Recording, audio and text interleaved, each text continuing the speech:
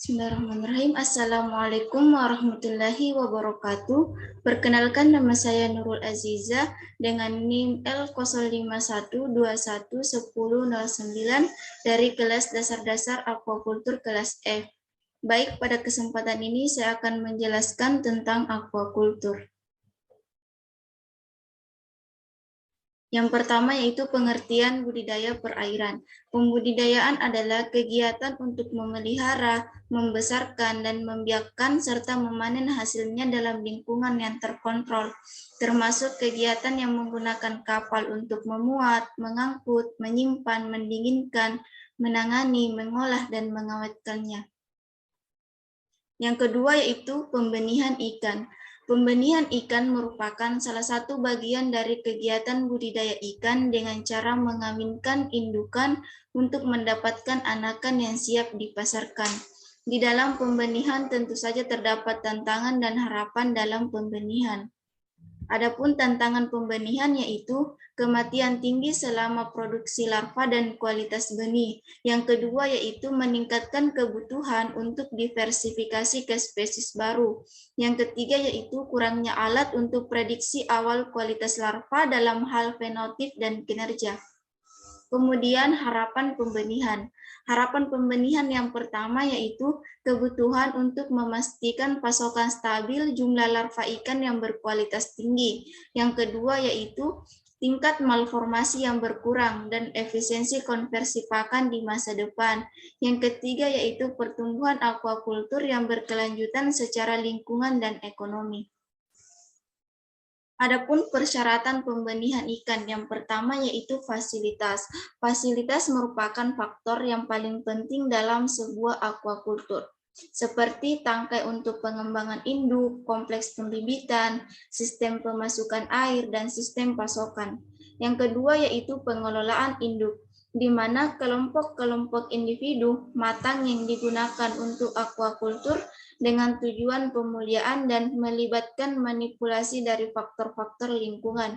Yang ketiga yaitu pemijahan, di mana di dalam pemijahan proses pengeluaran sperma dan telur pada ikan. Kemudian pada ikan, pemijahan umumnya terjadi di malam hari, dan tipe pemijahan ikan terbagi atas partial dan total spawner. Yang keempat yaitu pembuahan, di mana di dalam pembuahan, telur umumnya dikumpulkan di pagi hari, kemudian mengidentifikasi telur-telur yang sudah terbuahi.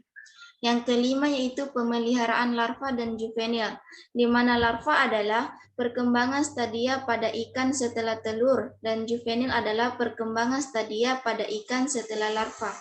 Kemudian yang terakhir adalah penjualan dan distribusi. Pada akhir larvikultur, benih dapat dipanen dan diangkut ke ikan tambak atau kolam. Kemudian ikan diangkut dengan dimasukkan ke dalam kantong beroksigen di dalam kotak karton yang dilapisi. Kemudian kepadatan selama transportasi tergantung pada ukuran ikan, spesies ikan, dan jarak. Kemudian mengurangi suhu dan salinitas selama transportasi membantu meningkatkan kelangsungan hidup. Dan yang terakhir yaitu kantong yang digunakan untuk transportasi ikan di dalam air dengan atmosfer oksigen diproduksi dalam sejumlah modifikasi. Selanjutnya itu pembenihan krustasea. Pembenihan krustasea merupakan ilmu yang mempelajari tentang pengembangbiakan dan stadia metamorfosis larva sehingga dapat menyediakan stok benih untuk pemasaran berikutnya. Krustasea termasuk udang dan kepiting, di mana di dalam pembenihan udang yaitu udang yang baru datang harus segera ditampung dalam bak aklimatisasi dan diperiksa kondisinya seperti bentuk, warna, kelengkapan anggota. Sebelum dipindahkan ke bak harus didisinfeksi terlebih dahulu dan menggunakan obat-obatan selama pemeliharaan induk. Dalam pemeliharaan induk harus memperhatikan cara-cara dalam pembenihan yaitu kepadatan, ketinggian air, intensitas cahaya rendah atau gelap, tenang dan bersih, sampling kematangan gonad tiap hari, salinitas, suhu, dan densitas oksigen. Selanjutnya yaitu kepiting. Pembenihan kepiting dilakukan dengan mengisi bak yang digunakan dalam pemeliharaan benih rajungan, yaitu 6 bak semen yang bervolume 8 ton. Bak ditempatkan di ruang yang terbuka dengan atap plastik bening dan dilengkapi sistem aerasi dengan jarak satu sama lain yaitu 0,5 meter.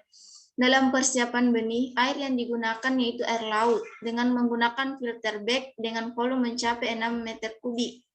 Benih baru hasil tetesan tersebut dipindahkan ke dalam bak dengan tujuan tidak stres.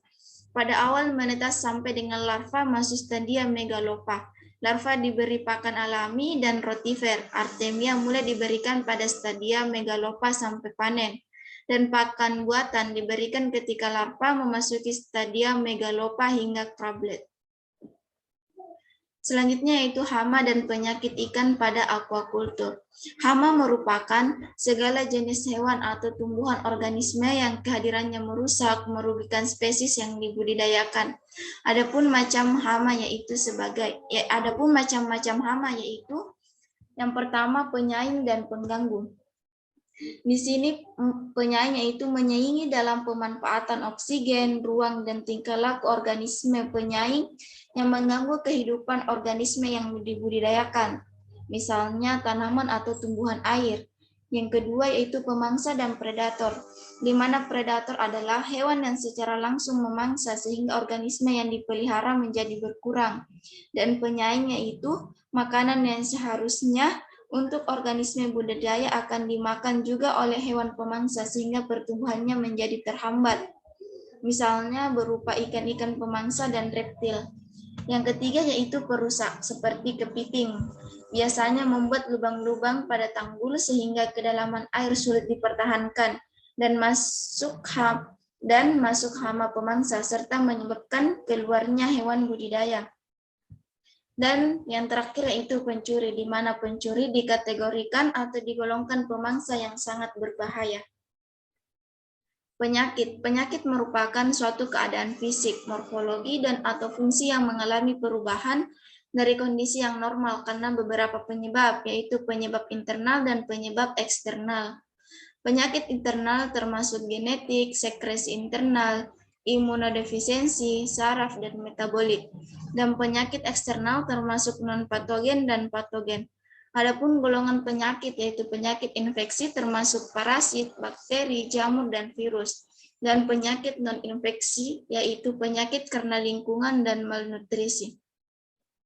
Mengapa budidaya rentan penyakit? Karena padat penebaran tinggi, wadah terbatas, nutrisi yang kurang baik, kualitas air yang mudah berubah jelek, dan penanganan yang tidak baik. Adapun cara penanggulangan dan pengendalian terjadinya hama dan penyakit pada aquaculture yaitu yang pertama pengolahan tanah, kedua perbaikan pematang, ketiga mekanik atau penangkapan langsung, keempat penyaringan air yang masuk, kelima pemasangan waring di kolam atau tambak, keenam pengeringan dan pengapuran kolam, dan terakhir yaitu pembersihan di kolam atau tambak. Selanjutnya itu pertanyaan dan jawaban dari setiap kelompok. Pertanyaan pertama yaitu, bagaimana cara memperbaiki pematang? Cara memperbaiki pematang dilakukan dengan menutup seluruh bagian permukaannya. Tanah dasar yang mulai kering bisa dijadikan sebagai bahannya.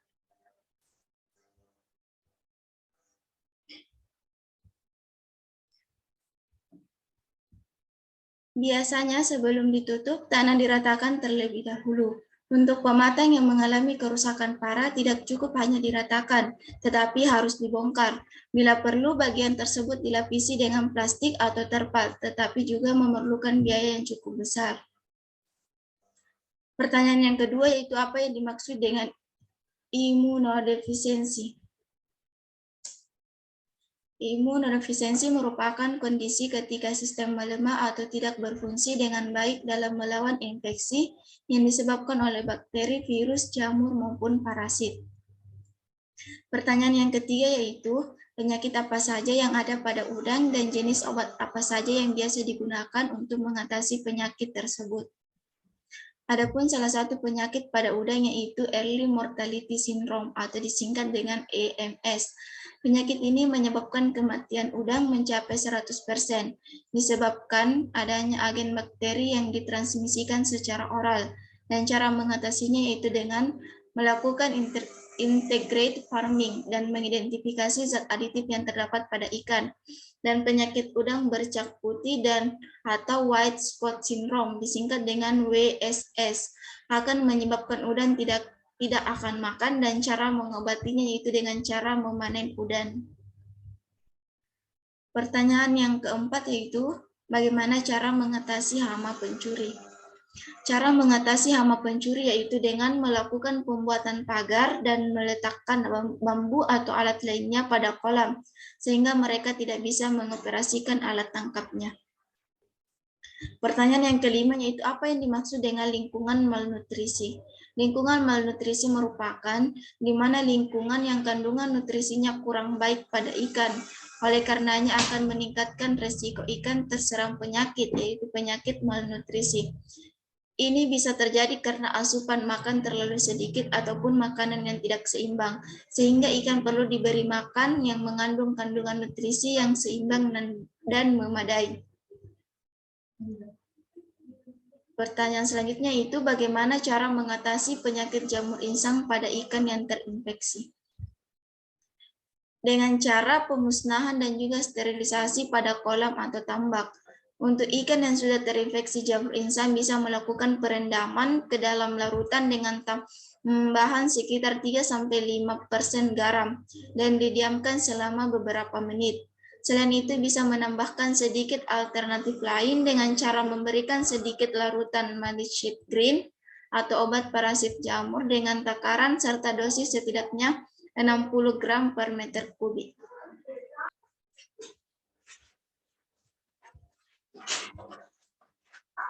Itulah presentasi dari saya. Sekian dan terima kasih. Wassalamualaikum warahmatullahi wabarakatuh.